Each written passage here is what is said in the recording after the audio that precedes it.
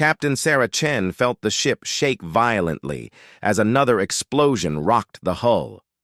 The bridge lights flickered, casting dancing shadows across the faces of her crew. Through the main viewport, she could see the unknown planet growing larger by the second, its surface a swirling mix of purple and green land masses beneath thick white clouds. "Hull breach in sections 7 through 12, reported Lieutenant Torres from his station, sweat beading on his forehead. "We're losing atmosphere fast." "Emergency seals holding?" Sarah asked, gripping the arms of her command chair as the ship lurched again. "Barely. The collision with that asteroid field did more damage than we thought." Sarah closed her eyes for a moment, running through their options. The UES Horizon had been on a deep space exploration mission when they encountered the unexpected asteroid storm. Their faster-than-light drive was completely fried, communication array was dead, and now they were falling toward an unknown world with no way to call for help.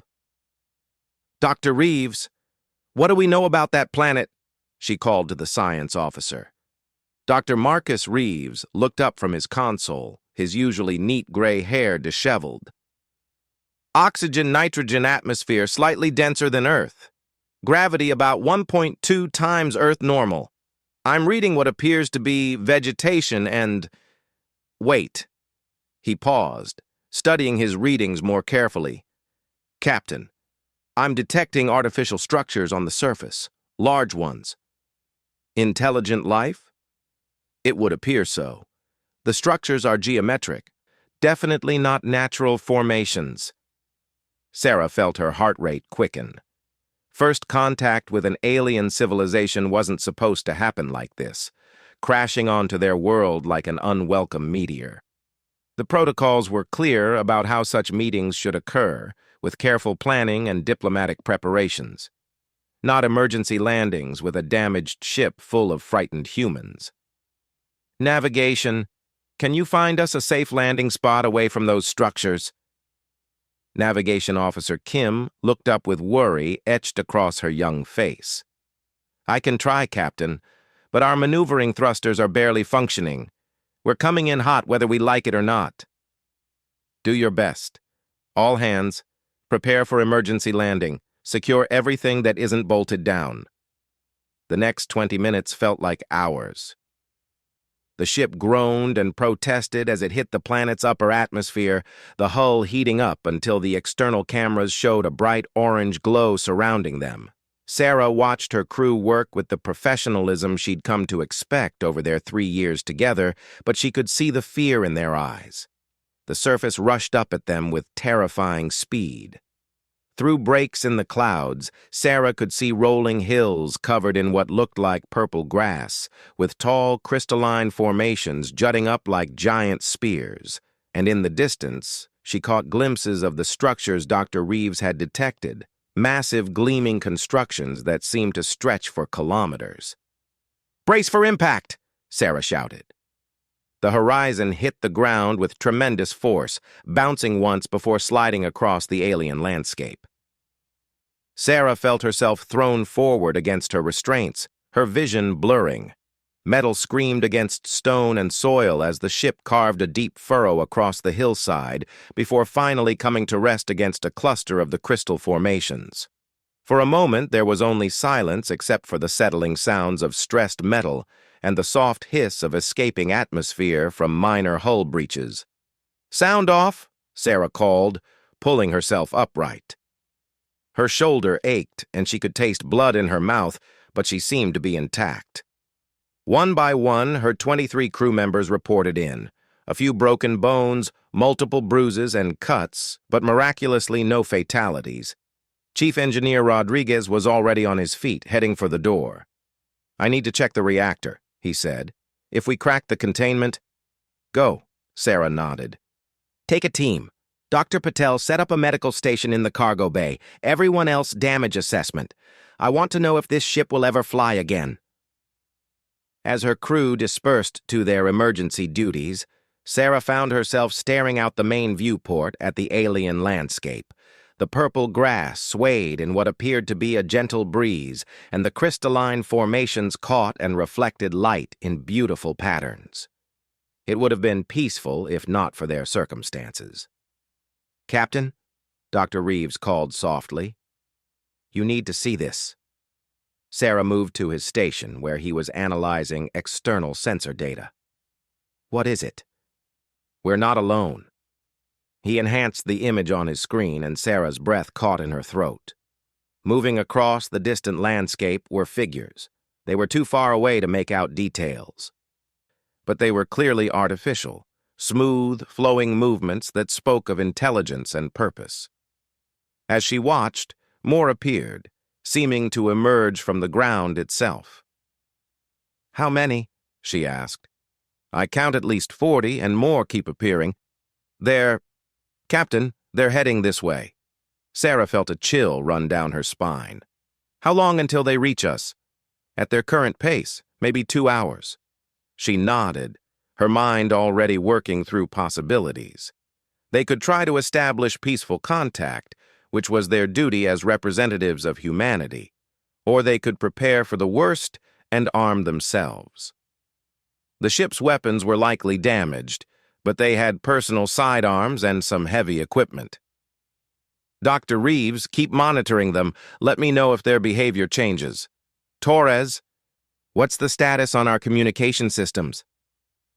"External communications are completely dead, Captain. I might be able to rig something short range, but it would take days to reach our home systems." "Do what you can. We need to assume we're on our own for the foreseeable future." Over the next hour, Sarah's crew worked with efficient desperation to assess their situation. The news was mostly bad. The faster-than-light drive would need major repairs in a proper shipyard. The conventional engines were damaged beyond their ability to fix. Life support was functioning, but drawing from battery reserves since the main power coupling was cracked. Chief Rodriguez emerged from the engine section with oil streaks across his uniform and a grim expression. "The good news is the reactor is stable," he reported. "The bad news is everything else. We're not flying off this rock anytime soon, Captain." Sarah nodded, having expected as much. "How long can we maintain life support?" "If we're conservative with power, maybe 3 months. Less if we try to keep all systems running." "Recommendations?" "We shut down everything non-essential. Emergency lighting only, minimal heating, basic air recycling. It'll be uncomfortable, but we'll survive longer." "Do it." Sarah turned to address the assembled crew. "Listen up, everyone. We're stranded here for the immediate future. I won't sugarcoat our situation. It's serious, but we're trained for this kind of emergency, and we have supplies to last us several months. Our priority is survival and eventual rescue." Security Chief Williams stepped forward. "What about the locals, Captain? They're still heading our way." Sarah glanced at the main screen, where Dr. Reeves continued to track the approaching figures. They were closer now, close enough to make out some details. They appeared to be roughly humanoid, but moved in a way that suggested a different anatomy. Most disturbing was their apparent number. What had started as 40 had grown to over 100. "We attempt peaceful contact," Sarah decided. "We're visitors on their world, and we need their help if we're going to survive. But we stay prepared for anything. Williams, arm a small team, but keep weapons concealed unless I give the word." As the alien figures drew nearer, Sarah could see they were indeed strange beings. They stood about 7 feet tall, with elongated limbs and what appeared to be smooth, dark skin that shifted color slightly in the light. Their movements were fluid, almost dance-like, as they approached across the purple grassland. "They've stopped," Dr. Reeves reported. "About 500 meters out. They're doing something." Sarah peered through the viewport. The aliens had arranged themselves in a large circle around the crashed ship, but they weren't just standing there. They were moving in coordinated patterns, their arms weaving through the air in complex gestures. "It looks almost like a ritual," whispered Dr. Patel, the ship's medical officer and anthropologist. "Or a threat display." Williams said grimly. But as they watched, something extraordinary began to happen. The crystalline formations scattered across the landscape began to glow softly, and the aliens' movements became more elaborate. They weren't just gesturing, they were creating something. Where the aliens moved, the ground itself seemed to respond. The purple grass grew taller and began to interweave, creating patterns and structures. The crystal formations pulsed brighter, and Sarah realized they were somehow connected to what the aliens were doing. "Captain," Dr. Reeves said with wonder in his voice, "they're not just moving. They're building something. The entire landscape is responding to their presence." Sarah watched in fascination as the aliens continued their dance. The grass grew into walls, the crystals formed supporting pillars, and the very earth seemed to flow like water under their influence. In just 20 minutes, they had created a complex structure that encircled the crashed ship. "It's beautiful," Dr. Patel breathed. It was. The alien construction was unlike anything Sarah had ever seen. Organic curves that flowed seamlessly into crystalline geometric patterns, all glowing with soft, ever-changing colors. It was clearly artificial, but it seemed to grow from the landscape rather than being imposed upon it. "Are we trapped?" Williams asked. Sarah studied the structure. It had walls and what appeared to be passages, but nothing that looked like weapons or barriers designed to keep them in. "I don't think so. It looks more like protection." As if summoned by her words, one of the aliens separated from the group and approached the ship. It moved with the same fluid grace as the others, but there was something different about this one. It carried itself with an air of authority, and its skin seemed to shift through a wider range of colors. "That one's coming closer," Torres reported unnecessarily. Sarah made a decision. "I'm going out to meet it." "Captain, I don't think that's wise," Williams protested. "We can't stay in this ship forever, and they've gone to a lot of effort to build something around us. The least I can do is say hello." Sarah moved toward the airlock. "Keep the channels open. If something goes wrong, seal the ship and activate emergency protocols." The airlock cycled, and Sarah stepped out onto the alien world for the first time. The air was slightly thick but breathable, with a faint scent like rain on hot metal. The purple grass felt springy under her feet, and she could hear a soft humming that seemed to come from the crystalline structures. The alien approached to within 10 meters and stopped.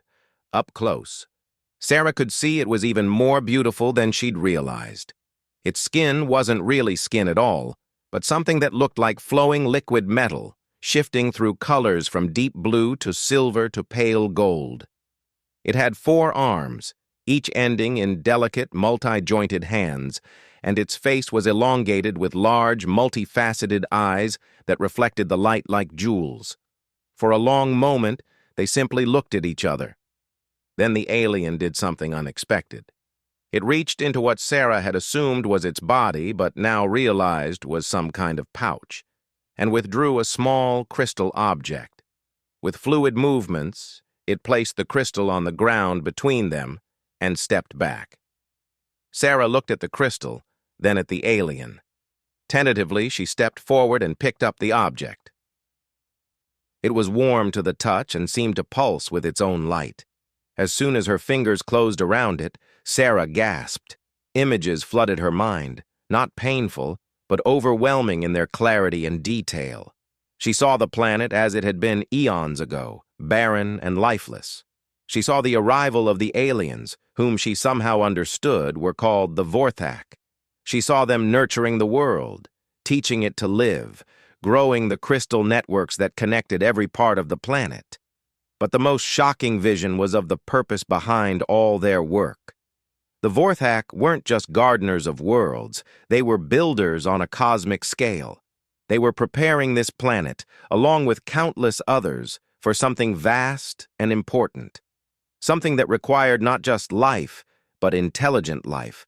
Multiple forms of intelligent life working together. Sarah saw herself and her crew through the aliens' perspective. They weren't unwelcome intruders. They were exactly what the Vorthak had been hoping for. The crash hadn't been a disaster.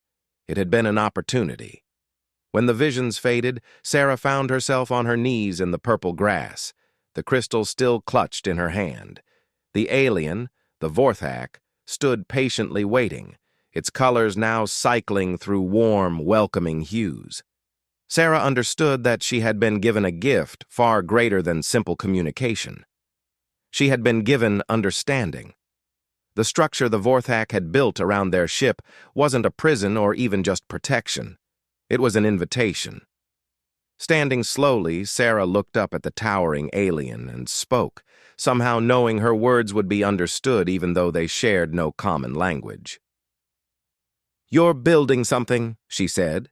"Something big, and you want our help." The Vorthak's colors shifted to what Sarah recognized as pleased surprise.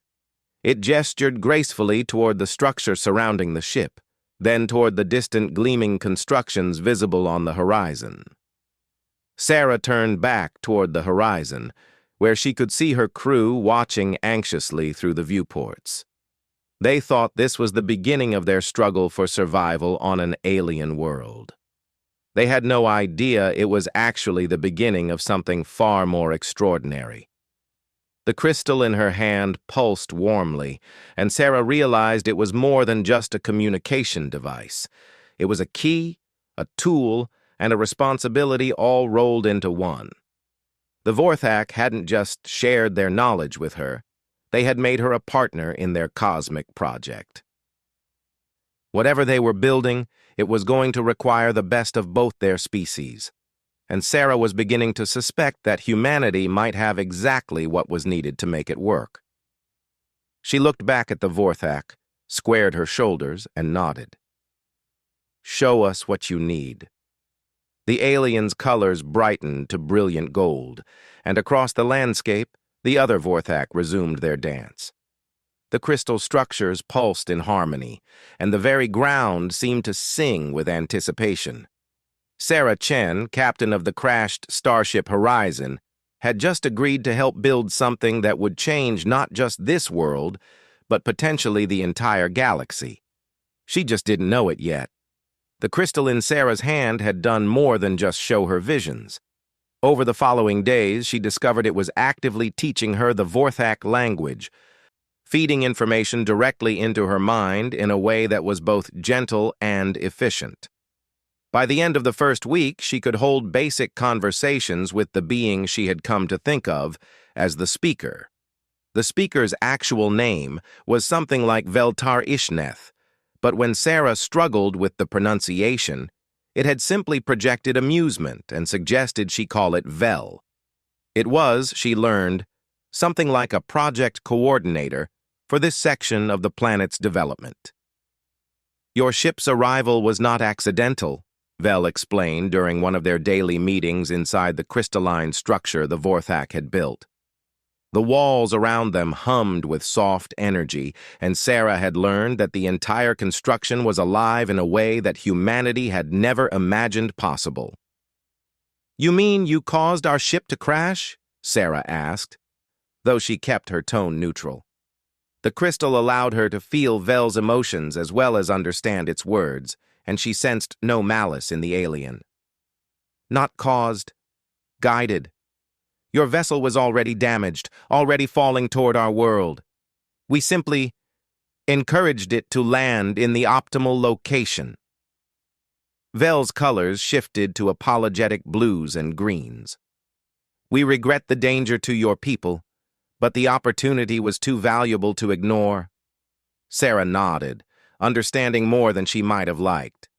"Because you need us for whatever you're building." "Yes.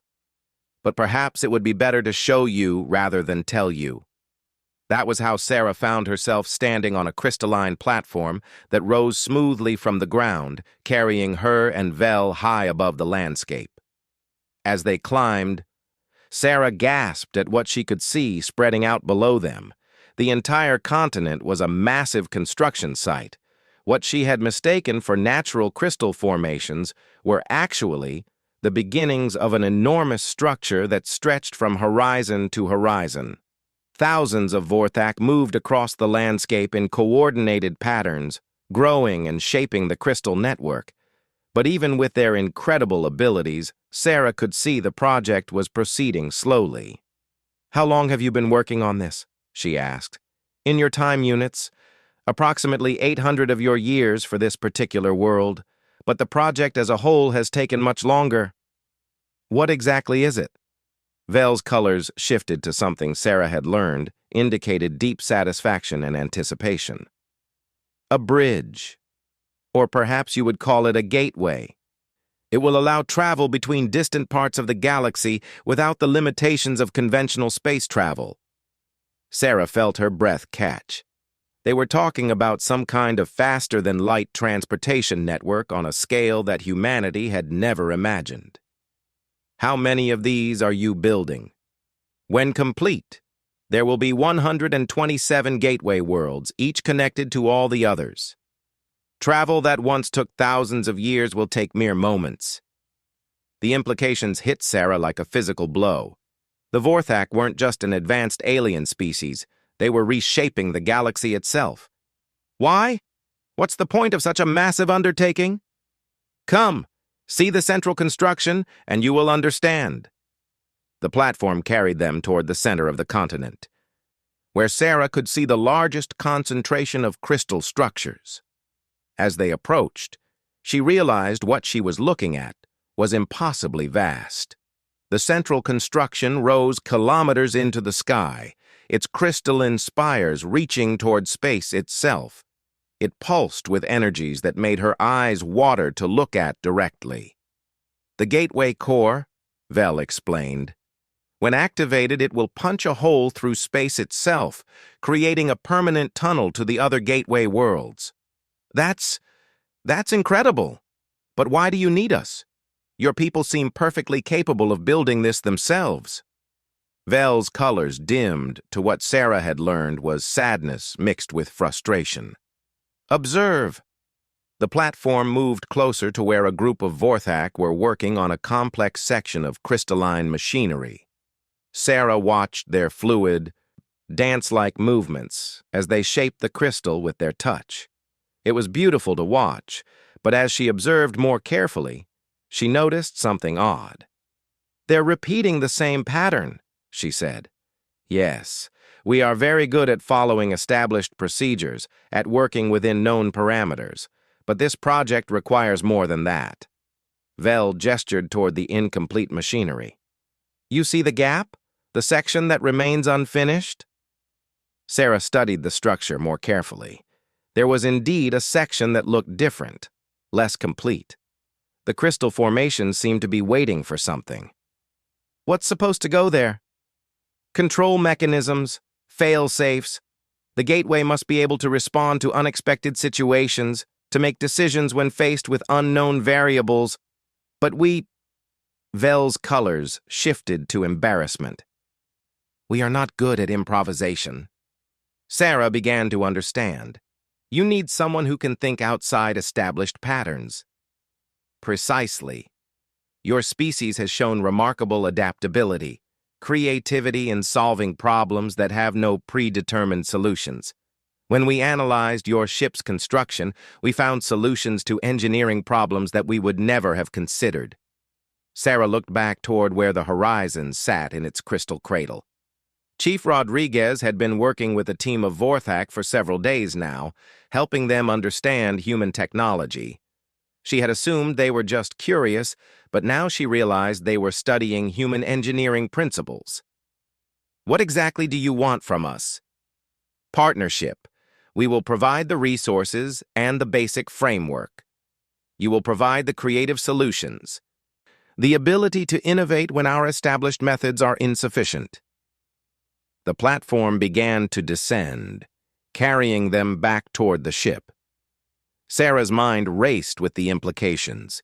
If the Vorthak succeeded in building their gateway network, it would revolutionize galactic civilization.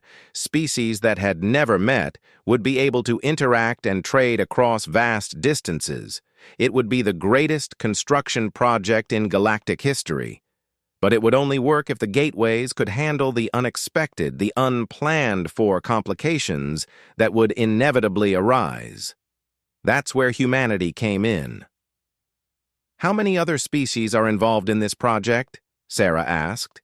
"Currently, 17 different civilizations are contributing to various aspects of the construction. Each brings unique capabilities.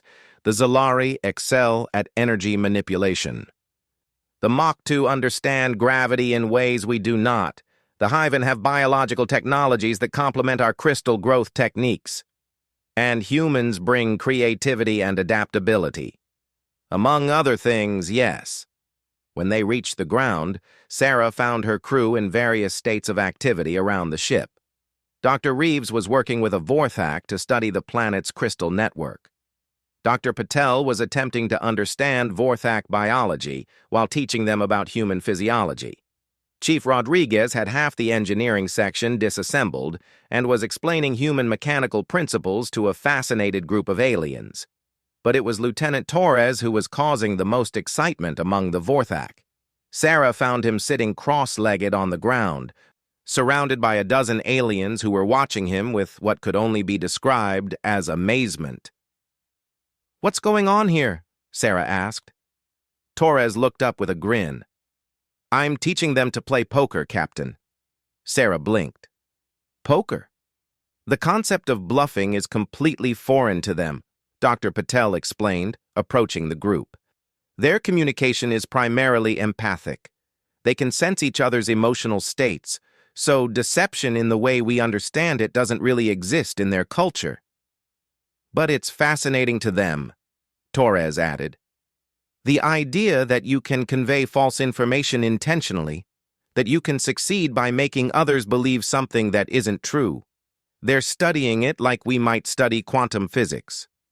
Vel's colors brightened with interest as it observed the poker game. "This is exactly what we hope to learn from your species, the ability to work with incomplete information, to make decisions based on probability rather than certainty." Sarah watched as Torres attempted to explain the concept of a bluff to his alien audience.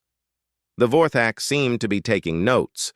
Though their method involved shifting colors in patterns she was beginning to recognize as their form of writing. "Captain," Dr. Reeves called from where he was working with the crystal network, "I think you need to see this." Sarah walked over to find Dr. Reeves connected to one of the crystal formations through a device the Vorthak had constructed. His eyes were closed, but his face showed intense concentration. "What's he doing?" Sarah asked the Vorthak working with him. "He is helping us solve a resonance problem," the alien replied. "The crystal network must vibrate at precise frequencies to create the gateway effect, but we have been unable to achieve harmony across the entire continental structure." "And Dr. Reeves can help with that?" "His mind works differently than ours. Where we see only the mathematical relationships, he perceives patterns, connections that we miss. He has already suggested 3 modifications that have improved the harmonic stability by 12%. Sarah watched her science officer work with growing amazement.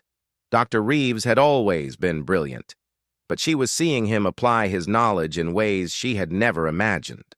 The crystal network was responding to his input, glowing brighter and more steadily than before. Over the following weeks, Sarah watched her crew integrate more fully with the Vorthak project. Chief Rodriguez revolutionized their construction techniques by introducing the concept of modular design. Instead of growing each crystal formation as a single unit, they learned to create standardized components that could be combined in different ways. Security Chief Williams found himself teaching tactical thinking to Vorthak, who were responsible for protecting the construction sites from dangerous local wildlife. The aliens were powerful, but had never needed to think defensively. Williams introduced concepts like perimeter security and threat assessment that the Vorthak found endlessly useful. Dr. Patel made perhaps the most surprising contribution.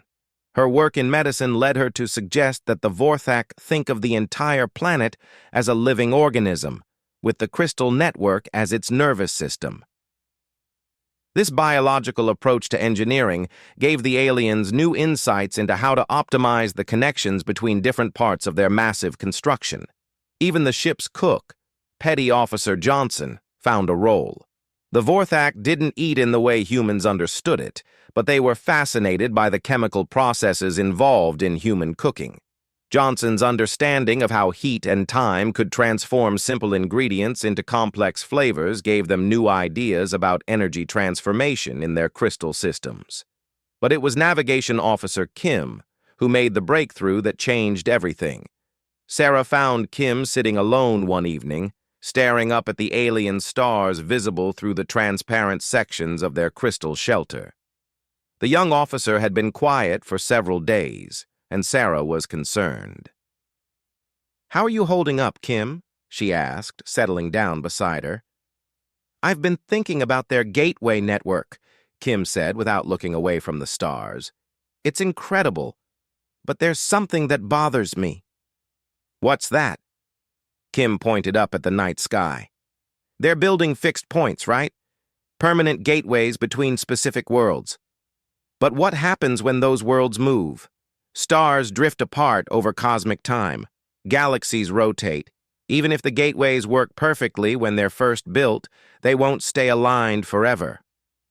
Sarah felt a chill as she realized what Kim was saying. The whole network could become useless given enough time. Worse than useless. If the gateways lose alignment while someone's traveling through them, Kim shuddered. The next morning, Sarah brought Kim's concern to Vel. The Vorthak's reaction was immediate and alarming. Its colors shifted through rapid cycles of shock, fear, and dismay. "Your navigation officer has identified a critical flaw in our design," Vel admitted. "We focused so completely on the construction itself that we failed to account for cosmic drift.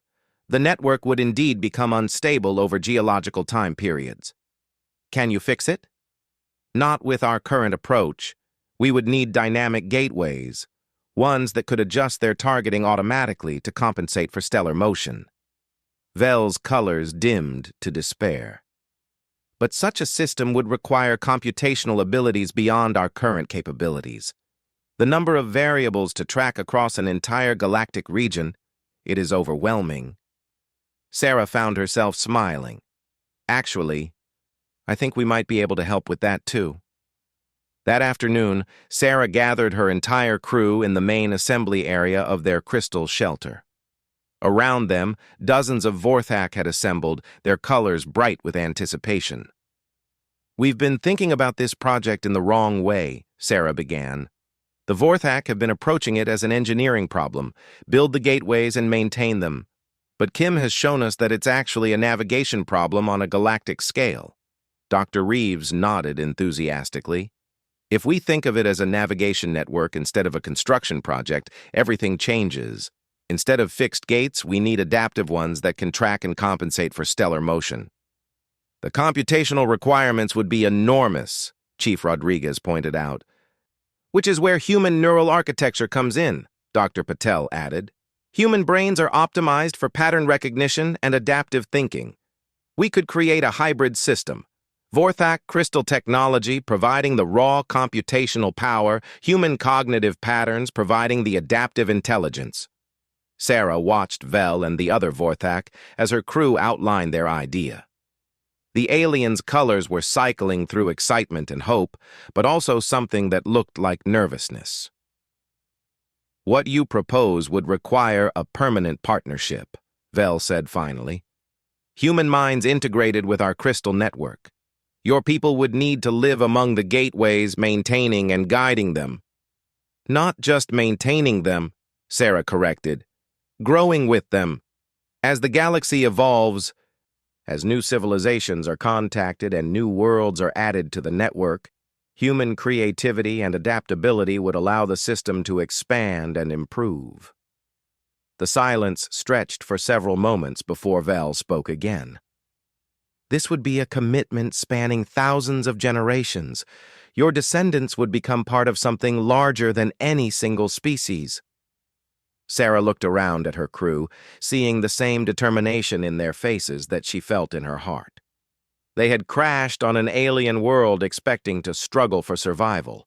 Instead, they had discovered an opportunity to help create something that would benefit countless civilizations across the galaxy.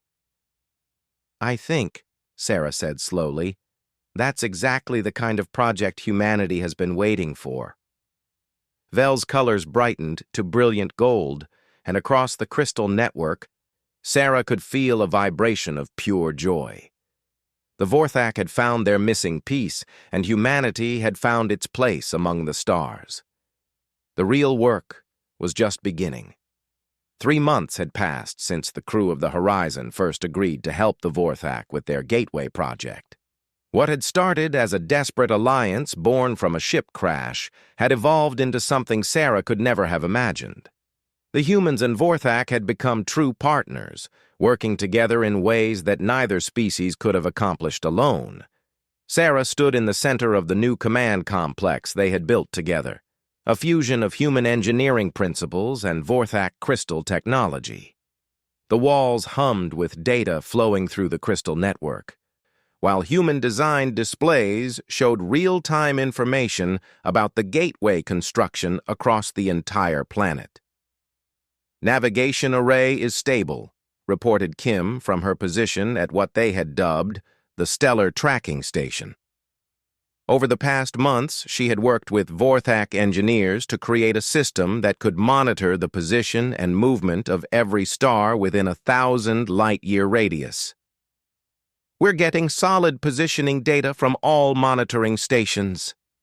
The monitoring stations were another human innovation. Instead of trying to track stellar movement from a single location, they had convinced the Vorthak to establish sensor networks throughout the local galactic region. Each station was staffed by a mixed crew of humans and Vorthak, creating a web of observation points that could track cosmic movement with unprecedented accuracy. "Harmonic resonance is holding steady across all continental sectors," Dr. Reeves added. He had spent weeks learning to interface directly with the crystal network, his mind now permanently linked to the vast computational matrix that coordinated the gateway's construction. The process had changed him in ways that were still not fully understood, but his cognitive abilities had been enhanced far beyond normal human limits.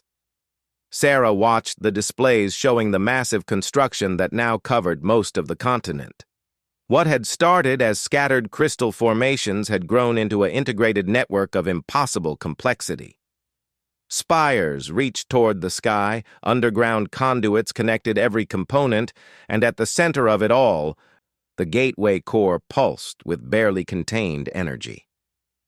"Are we ready for the first test?" Sarah asked Vel, who had become something like a co-commander of the project. The Vorthak's colors shifted through patterns that Sarah had learned indicated both excitement and nervousness.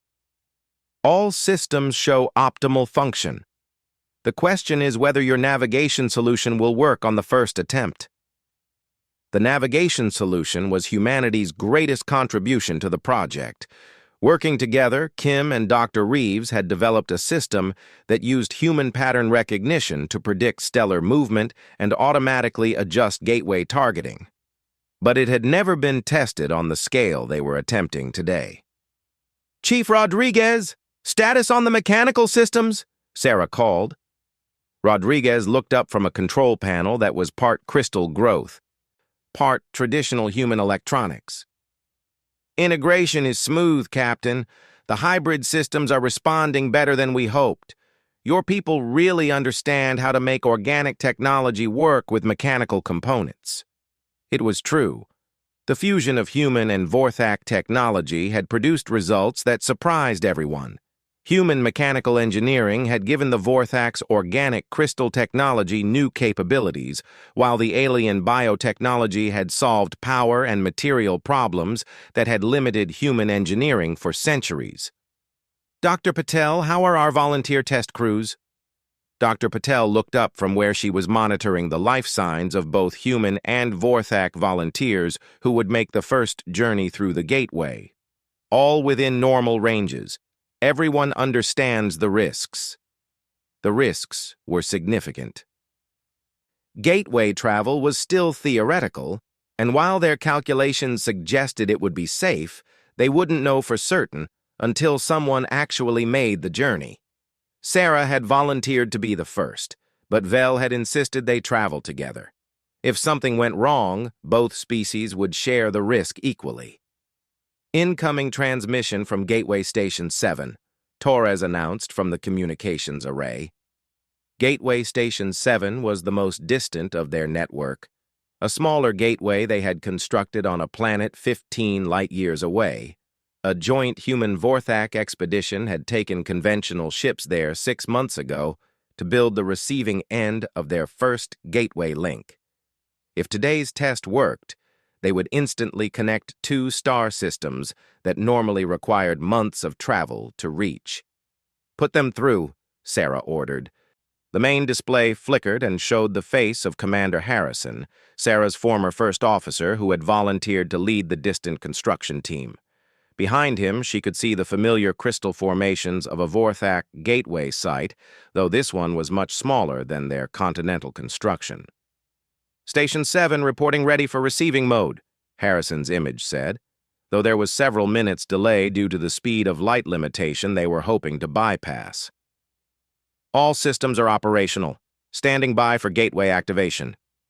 Sarah nodded, even though Harrison wouldn't see her response for several minutes. "Navigation. Confirm target coordinates." Kim's hands moved over controls that responded to both touch and thought, another hybrid innovation they had developed. "Coordinates confirmed and locked. Stellar drift compensators are active. Gateway 7 is there." She pointed to a display that showed space twisted into mathematical shapes that hurt to look at directly. "Ready to establish connection." "Dr. Reeves, is the network ready to handle the power requirements?" "Crystal network is fully charged and synchronized. All harmonic frequencies are stable. The planet itself is ready to punch a hole through space." Sarah felt the weight of the moment. If this worked, they would have created the first link in a galactic transportation network that would revolutionize civilization. If it failed, they might destroy both star systems. "All stations report ready," she announced to the assembled crews. Around the command center, humans and Vorthak worked side by side at stations that no single species could have operated alone. "Begin gateway activation sequence." The crystal network began to sing. Sarah had never heard anything like it. The sound started as a low hum that seemed to come from the ground itself, then rose in pitch and complexity as more of the continental network came online. Harmonics layered upon harmonics until the air itself seemed to vibrate with music that was both beautiful and terrifying. Energy readings climbed steadily on all displays. The gateway core, visible through the transparent sections of the command center, began to glow with increasing intensity. At first it was just a soft blue light. Then it shifted through the spectrum toward ultraviolet and beyond, until human eyes could no longer track its radiance. "Core temperature rising," Dr. Reeves reported, his voice strangely calm despite the fact that he was monitoring energies that could vaporize the entire continent. "Approaching gateway threshold. Stellar positioning confirmed," Kim added. "Target lock is solid. Gateway 7 is exactly where we calculated it would be." The singing of the crystal network intensified, and Sarah felt the harmony in her bones. This was the moment where Vorthak engineering and human innovation would either create a miracle or a catastrophe. "Gateway threshold reached," Dr. Reeves announced, "initiating spacefold." What happened next, defied every human understanding of how the universe worked. The gateway core didn't just glow, it began to unfold reality itself. Space twisted and bent around it, creating a tunnel that existed in dimensions human minds weren't equipped to perceive. On the displays, sensor readings showed impossible geometries as the fabric of space-time was carefully, deliberately torn open. "Connection established," Kim shouted over the crescendo of crystal song. "We have a stable gateway link to Station 7. On the main display, the view from Gateway 7 showed Commander Harrison and his team staring in amazement at their own gateway core, which was now glowing in perfect synchronization with the continental network. 15 light-years of space had been compressed into a tunnel just large enough for a person to walk through. "First transit team, prepare for departure," Sarah ordered. She and Vel moved toward the gateway core, which now showed a shimmering portal of twisted light. Through it, Sarah could glimpse the familiar sight of Gateway 7's command center. Harrison and his team were waiting on the other side, ready to confirm that the transit had been successful. "Are you certain about this?" Vel asked, its colors cycling through worry despite its overall excitement. "No," Sarah admitted, "but that's what makes us human. We do things that aren't certain because they're necessary." Together, they stepped toward the gateway. Sarah had expected the transition to be dramatic, perhaps painful or disorienting. Instead, it felt like walking from one room into another. One moment, she was on the continental gateway world. The next, she was standing in the smaller command center of Gateway 7, with Commander Harrison grinning at her like she had just performed a magic trick. "Transit successful," Harrison reported unnecessarily. "Welcome to Gateway 7. Captain." Sarah looked around at the familiar yet alien command center. Every display confirmed what seemed impossible. They had just traveled 15 light-years in a matter of seconds. The gateway had worked perfectly. Vel's colors shifted to patterns Sarah had never seen before, cycling through the entire spectrum in a display of pure joy. "The first link in the network is established," the alien said. "We have proven the concept works." "Status report on both gateways," Sarah ordered. "Both cores are stable and maintaining connection," Dr. Reeves reported from the continental world, his voice reaching them instantly through the quantum link the gateway had established. "Power consumption is within predicted parameters. The stellar drift compensators are working perfectly." Over the following hours, they conducted dozens of test transits. Humans and Vorthak traveled back and forth between the two gateways, confirming that the system was not only safe, but remarkably efficient. Each journey took only seconds, regardless of the vast distance being traveled.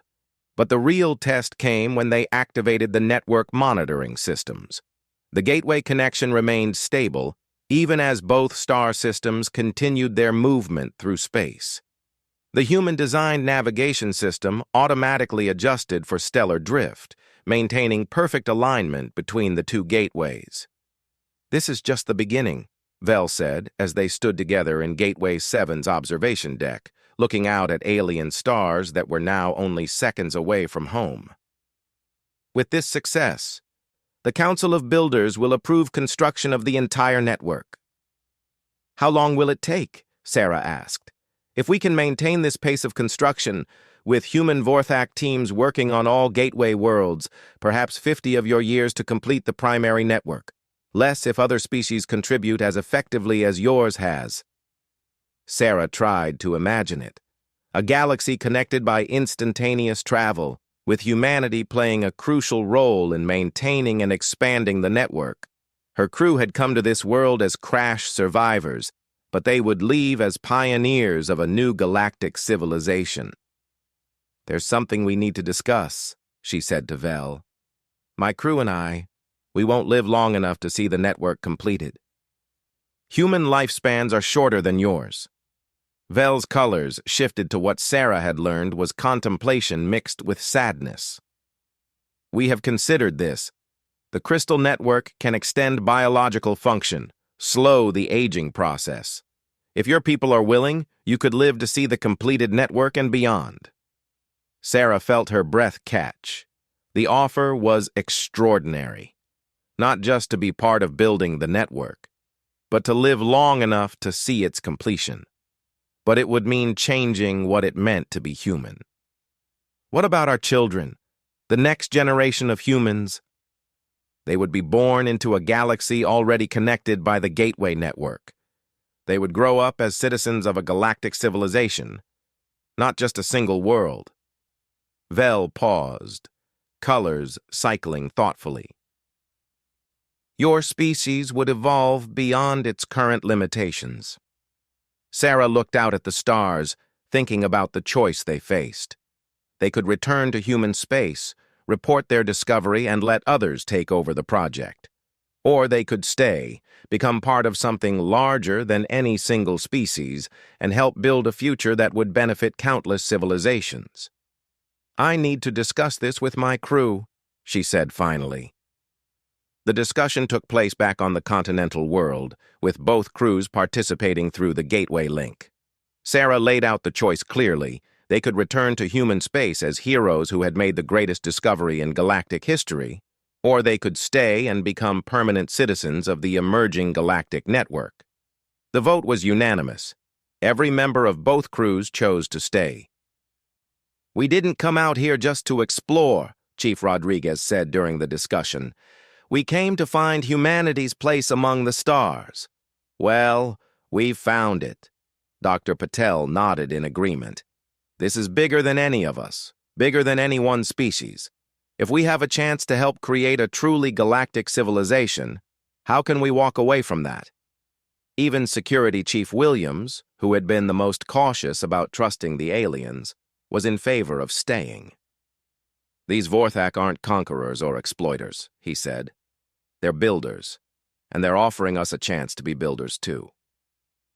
3 days later, Sarah stood before the main gateway core as it powered up for a very different kind of transmission. Instead of connecting to Gateway 7, they were opening a link to human space to send a message that would change everything. Connection established with Terra Station, Torres reported.